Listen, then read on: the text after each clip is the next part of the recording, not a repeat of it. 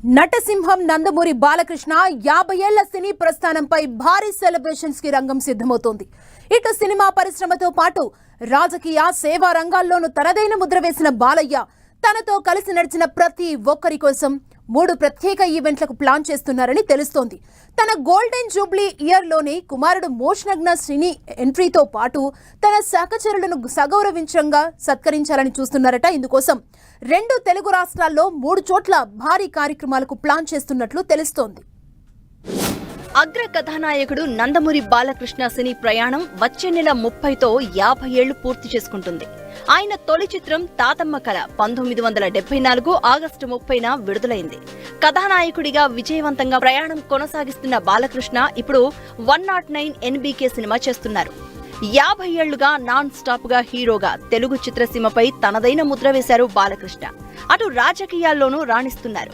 మరోవైపు Basavatarakam cancer hospital chairman గా సేవా కార్యక్రమాలు చేస్తున్నారు.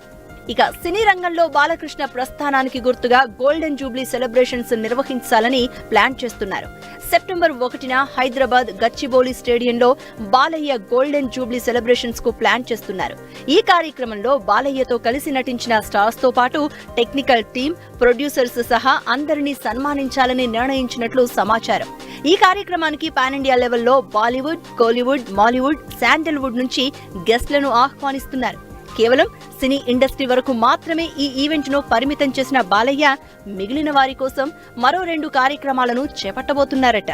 హైదరాబాద్ లో సినీ ఇండస్ట్రీ కోసం ఈవెంట్ ఏర్పాటు చేయాలనే ఆలోచన చేస్తూనే బసవతారకం క్యాన్సర్ హాస్పిటల్ చైర్మన్ గా ఉన్న బాలయ్య సెప్టెంబర్ 6న అమరావతిలో మరో పెద్ద ఈవెంట్ ఏర్పాటు చేయనున్నట్లు తెలుస్తోంది. హైదరాబాద్ లో సినీ ఇండస్ట్రీకి పరిమితం చేసి అమరావతిలో పూర్తిగా పొలిటికల్ ఈవెంట్ ఏర్పాటు చేయాలని నిర్ణయించినట్లు తెలుస్తోంది. దీనికి AP CM Chandrababu, deputy CM Pawan తో పాటు మొత్తం టీడీపీ నాయకులు, కార్యకర్తలు హాజరవుతారని అంటున్నారు. ఇక రాయలసీమలో తన నియోజకవర్గమైన హిందూపురంలో తన కుమారుడు మోక్షజ్ఞ సినిమా ఓపెనింగ్ చేయబోతున్నాడని తెలుస్తోంది.